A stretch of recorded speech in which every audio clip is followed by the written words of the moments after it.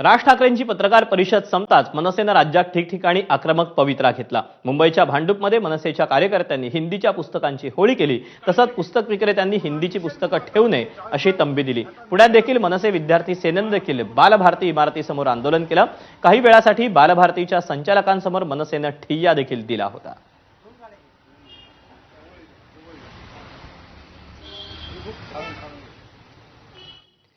दरम्यान राज ठाकरेंनी पत्रकार परिषद घेऊन भूमिका स्पष्ट केल्यानंतर मनसेचे नेते वेगवेगळ्या शाळांमध्ये पोहोचले आणि मुख्याध्यापक आणि संस्था चालकांशी संवाद साधून मनसेची भूमिका स्पष्ट केली। मनसैनिकांनी मुंबईच्या दादरमधील बालमोहन विद्यालय, साने गुरुजी विद्यालय, ठाण्यातील सरस्वती शाळा आणि चेंबूरमधील शाळेला भेट दिली।